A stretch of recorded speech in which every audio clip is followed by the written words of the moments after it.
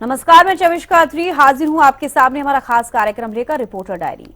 आज हम सबसे पहले बात करेंगे विश्व पर्यावरण दिवस के अवसर पर पंचकुला और गुरुग्राम में आयोजित कार्यक्रम की, जहां कार्यक्रम में मौजूद मुख्यमंत्री नायब सिंह सैनी, हरियाणा के पर्यावरण मंत्री राव नरबीर सिंह ने लोगों से पर्यावरण संरक्षण की अपील की।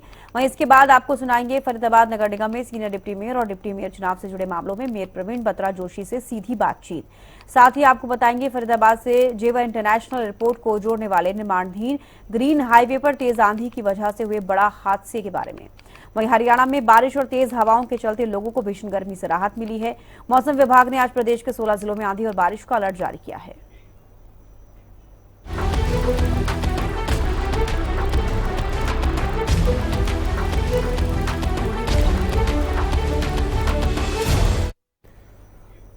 पंचकुला में विश्व पर्यावरण दिवस के अवसर पर मुख्यमंत्री नायब सिंह सैनी ने सतत बागवानी संवर्धन परियोजना और Haryana agri business and cold chain centre का शुभारंभ शिलान्यास किया। मुख्यमंत्री ने कहा कि 2738 करोड़ की यह परियोजना हरियाणा की कृषि व्यवस्था को नई दिशा देगी। इसके तहत 400 बागवानी क्लस्टर, 500 समूह, 402 पैक हाउस और 65,000 एकड़ में सूक्ष्म सिंचाई विकसित की जाएगी। उन्होंने कहा कि यह कदम किसानों की आय बढ़ाने और फसल नुकसान कम करने में मदद करेगा। मुख्यमंत्री ने बताया कि एग्री बिजनेस सेंटर से 3 लाख किसानों को लाभ मिलेगा और सप्लाई चेन में सुधार होगा। उन्होंने पर्यावरण संरक्षण, ईवी बसों के विस्तार, हरियाणा को एग्री एक्सपोर्ट हब बनाने पर जोर दिया। हमारे देश के यशस्वी प्रधानमंत्री आदरणीय नरेंद्र मोदी जी ने एक पेड़ मां के नाम अभियान का आगाज किया था। उन्होंने उस समय कहा था, आदरणीय मोदी जी ने कहा था कि जितना सम्मान हम अपनी जन्म देने वाली मां को देते हैं, उतना सा ही सम्मान हमें धरती मां को भी देना होगा। आदरणीय प्रधानमंत्री जी ने कहा था, धरती मां के प्रति हमारी सच्ची श्रद्धा और समर्पण का ये प्रतीक है। साथियों, हरियाणा तो वो भूमि है जिसने इस देश को हरित क्रांति दी है। मुझे खुशी है कि आज हमारे किसान ने अपने पसीने से, अपनी मेहनत से पूरे देश का आज पेट भरा है। कई जिले जलभराव और सेम की गंभीर समस्या से जूझ रहे हैं, वो भी हम देख रहे हैं, जिसके कारण मेरे किसान की उपजाऊ भूमि बंजर होती जा रही है। इस समस्या के समाधान के लिए भी साथियों हमने बायो ड्रेनेज तकनीक का उपयोग करते हुए इस वर्ष किसानों की 1000 हेक्टेयर जल भराव वाली भूमि, साथियों, उस पर पौधारोपण करके उसे कृषि योग्य बनाएंगे।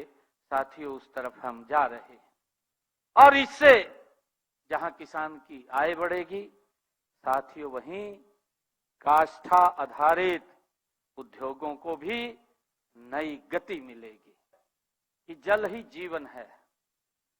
ये जल के बिना व्यक्ति 1 मिनट भी नहीं रह सकता।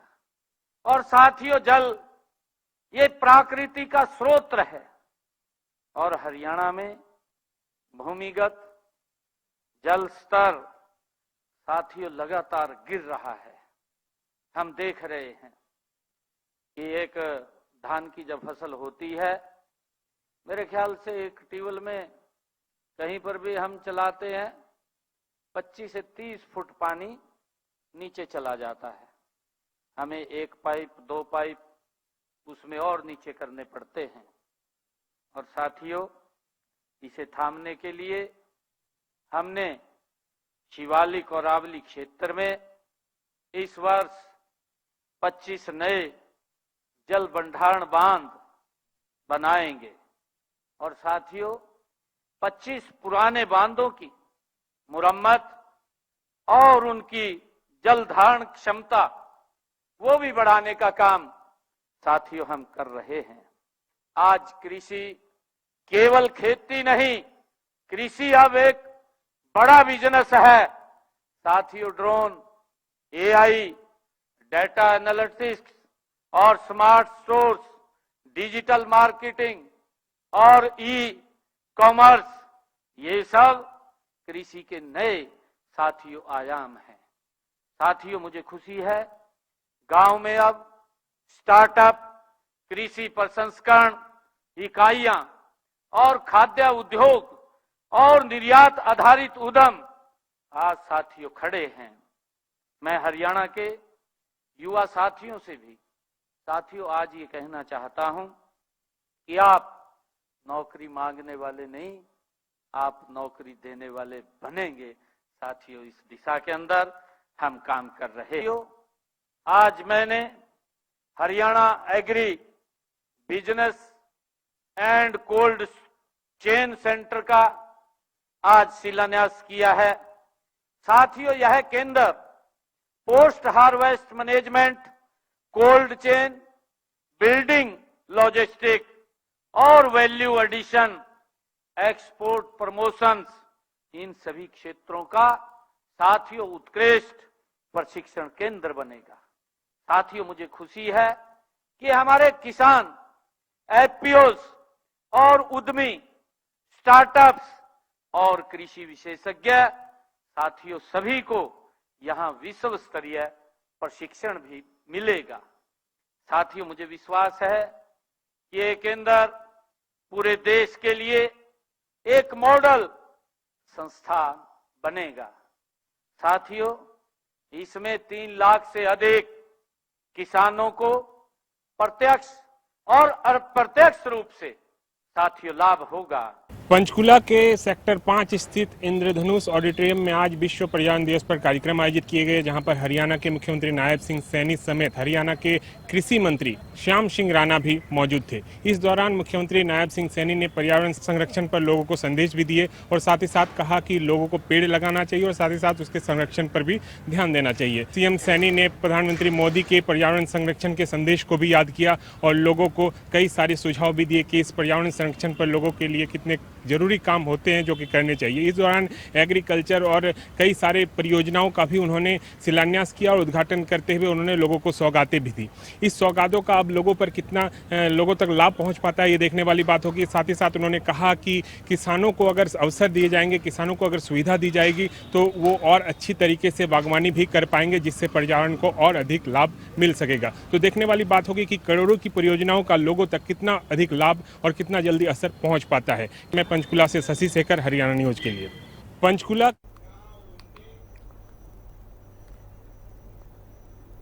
विश्व पर्यावरण दिवस के अवसर पर गुरुग्राम में आयोजित कार्यक्रम में हरियाणा के पर्यावरण मंत्री राव नरबीर सिंह ने प्रदेशवासियों को शुभकामनाएं दी। उन्होंने लोगों से पर्यावरण संरक्षण के लिए पॉलिथीन का उपयोग न करने और अधिक से अधिक पेड़ लगाने की अपील की। मंत्री ने कहा कि केवल पौधे लगाना ही नहीं बल्कि उनका उचित पालन पोषण करना भी जरूरी है। मानसून से पहले बादशाहपुर ड्रेन के निरीक्षण को लेकर उन्होंने कहा कि जल्द ही बायोलॉजिकल ऑक्सीजन डिमांड के स्तर में सुधार की उम्मीद है। गुरुग्राम में जलभराव की समस्या पर उन्होंने दावा किया कि इस बार आधे से अधिक स्थानों पर जलभराव नहीं होगा और वर्ष 2027 तक शहर को जलभराव मुक्त बनाने का लक्ष्य है।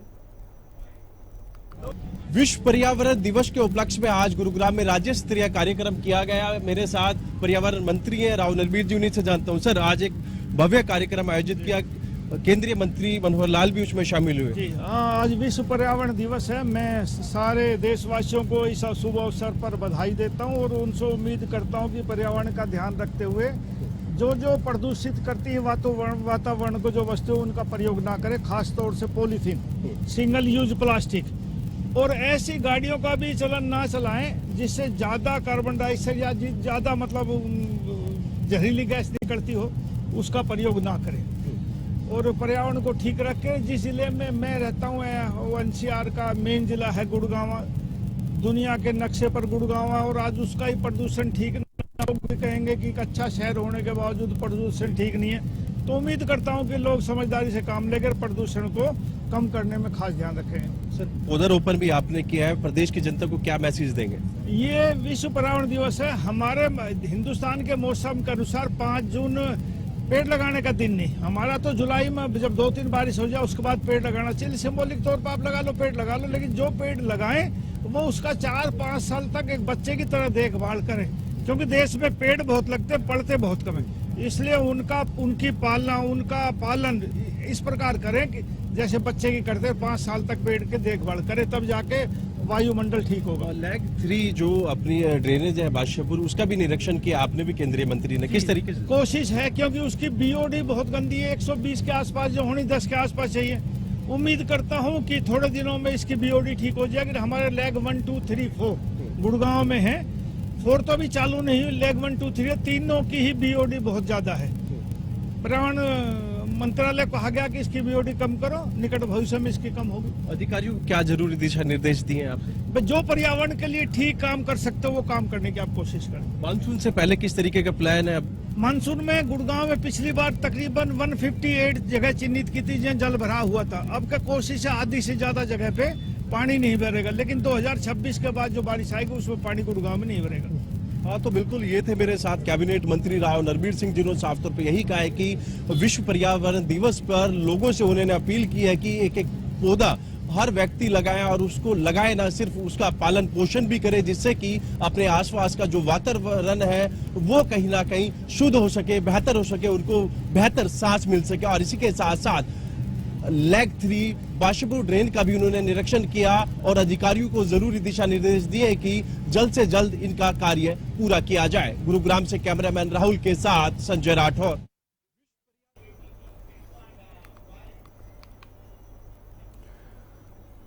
फरीदाबाद नगर निगम में सीनियर डिप्टी मेयर और डिप्टी मेयर चुनाव से जुड़े मामले में मेयर प्रवीण बत्रा जोशी ने अपना पक्ष सरकार के समक्ष रख दिया है। इससे पहले सरकार द्वारा मांगे गए स्पष्टीकरण के जवाब में पार्षदों ने भी अपना पक्ष रखा था। पार्षदों द्वारा लगाए गए आरोपों के बाद मेयर ने सरकार को सौंपे जवाब में विकास कार्यों में किसी भी प्रकार की रुकावट से इनकार किया है।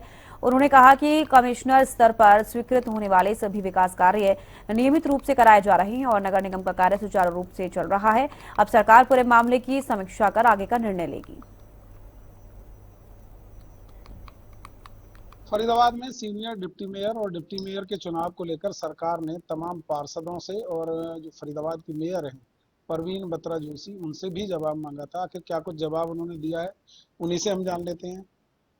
किस तरीके से देखते हैं जी जो जवाब मांगा गया, उसमें क्या आपने अपनी तरफ से जवाब दाखिल किया? देखिए, सभी पार्षदों के जवाब मिलाकर जवाब भेज दिया गया, बाकी जो सरकार संज्ञान लेंगे।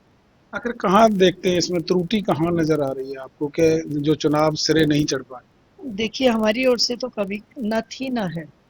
पहले की मीटिंग भी जब आपको मालूम है कि जो डेट आई थी ऊपर से आई थी, सरकार की ओर से आई थी। अभी भी जो डेट आएगी सरकार की ओर से आएगी, हमारी ओर से यहाँ से कोई डिले नहीं। जवाब जो और पार्षद है, 34 पार्षद है, उन्होंने साफ तौर पर आरोप लगाए थे कि भाई आपके ऊपर भी आरोप लगाए गए। देखिए, सबको बोलने की स्वतंत्रता है, पार्षदों को भी है। मैंने पहले भी हमेशा मैं एक ही बात कहती आई हूँ, पार्षद निगम के हैं, वो निगम के ही रहेंगे, अब पार्षद मेरे हैं। ठीक है, वो समय का बदलाव है, अदरवाइज पार्षद मेरे ही है।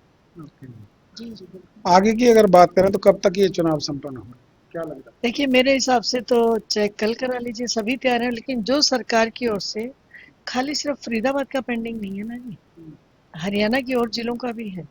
तो यही था माननीय सीएम साहब का आदेश था कि सभी का एक ही दिन हम लोग अपने आप अनाउंस करते हैं, तो उनका आदेश सिर माथे पर जो भी सीएम साहब नहीं, जो भी सरकार का आदेश होगा मान्य होगा। इसके अलावा बात करें, आगे बरसात आ रही है, जी। किस तरीके की तैयारी है, क्योंकि लोग कई बार परेशान होते हुए दिखाई देते हैं जब भी बरसात आती है। एक तो हमने सफाई अभियान शुरू किया हुआ है जी।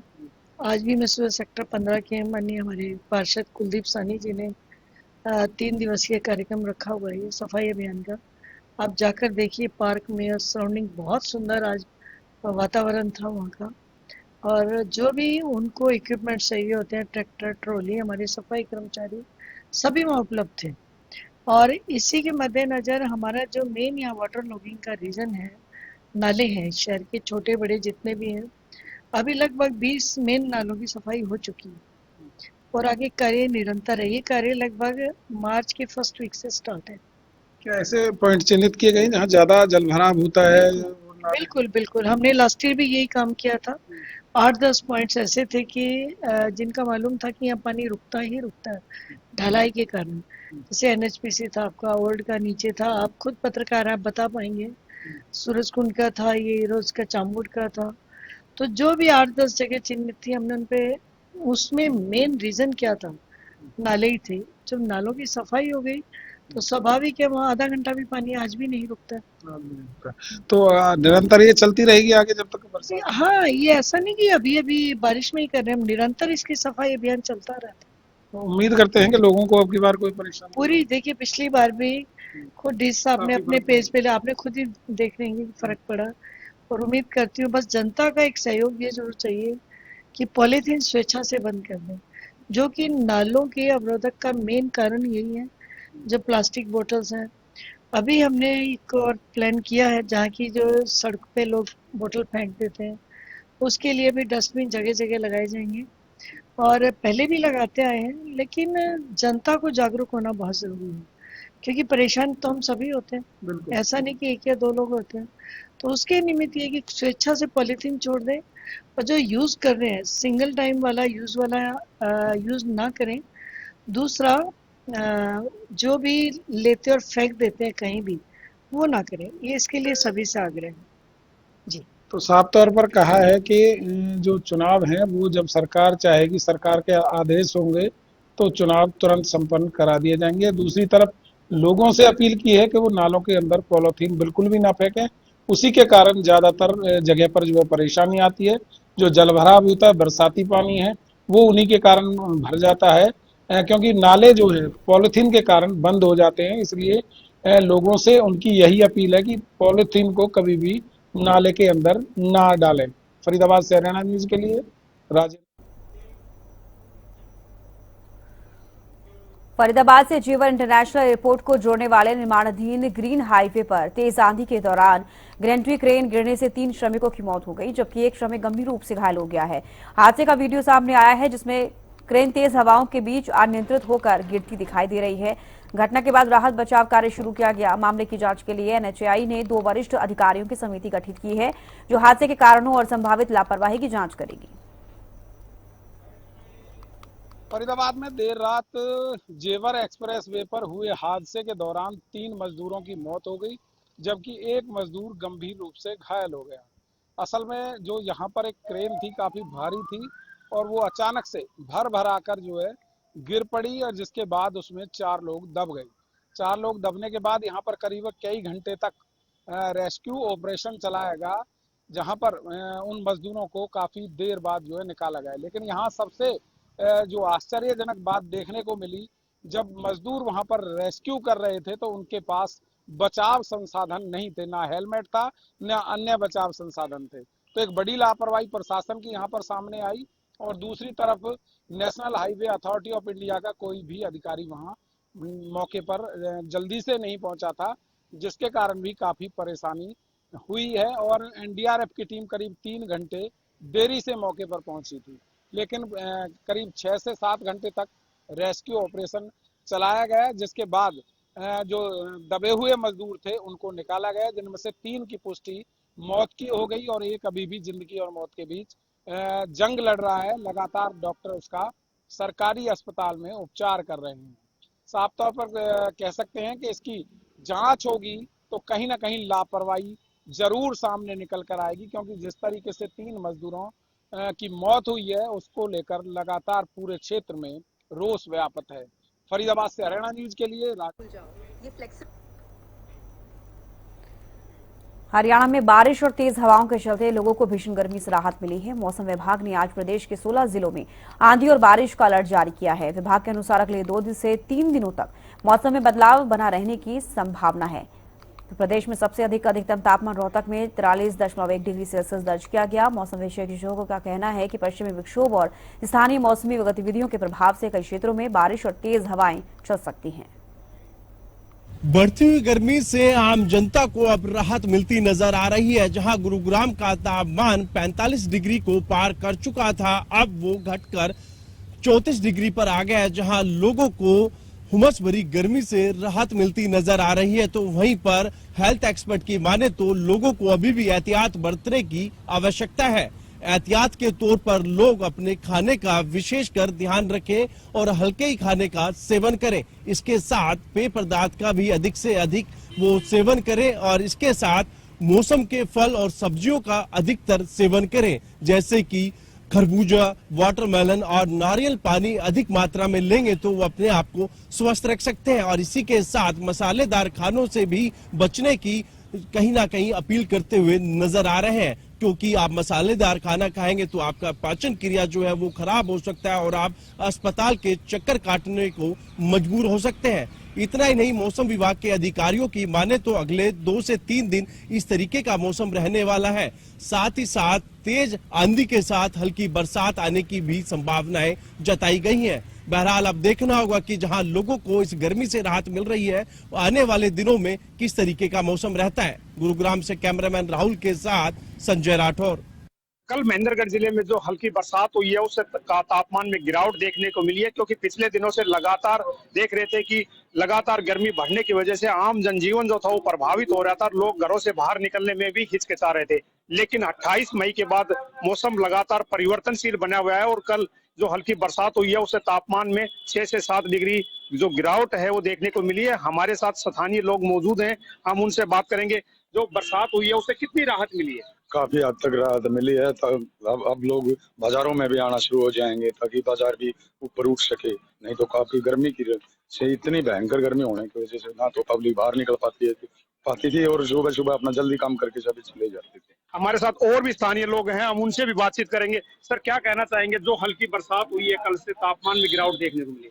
सर, कल से पहले काफी गर्मी थी, लोग काफी गर्मी से परेशान थे, लेकिन कल दोपहर बाद से मौसम परिवर्तनशील हुआ है, उससे कुछ हद तक राहत मिली है और आगे भी राहत मिलने की उम्मीद है। बाजारों में भी लोगों का आवागमन होना शुरू हुआ है। फल सब्जियां भी खराब हो रही थी, लेकिन अब वो कुछ हद तक स्थिर है। जी बिल्कुल, ये थे स्थानीय लोग जो बता रहे थे कि जो बरसात हुई है उससे जरूर तापमान में गिरावट देखने को मिली। हमारे साथ फ्रूट विक्रेता भी है। सर, क्या कहना चाहेंगे, कितना तापमान में जो गिरावट हुई है उससे कितना फायदा हुआ? तापमान कल हल्की बारिश हुई, उससे काफी लोगों को फायदा हुआ है।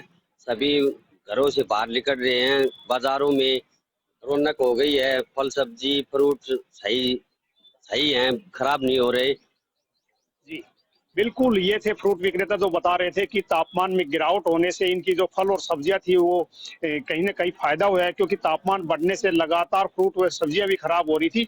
ऐसे में जो लोगों ने गर्मी से जरूर राहत की सांस ली है, लेकिन मौसम विभाग का यही कहना है आज और कल जो है वो मौसम परिवर्तनशील बना रहेगा और प्रदेश के कई जिलों में हल्की से मध्यम बरसात होने की संभावना है। वही 50 से 60 किलोमीटर प्रति घंटे की रफ्तार से तेज हवाएं चलेंगी। तो ऐसे में लोगों को अलर्ट रहने के लिए भी कहा गया है कि यदि तेज हवाएं चलती हैं तो लोग पेड़ों के नजदीक ना रहे, वह दूसरा बिजली के जो खंभे हैं, बिजली की जो लाइनें हैं उनके नजदीक न रहे और अपने आप को बचाव करके रखे। हरियाणा न्यूज के लिए कनीना से राजीव सुल्तानिया। यहाँ रुक रहे छोटे से ब्रेक के लिए, जल्द लौटेंगे, बने रहिए।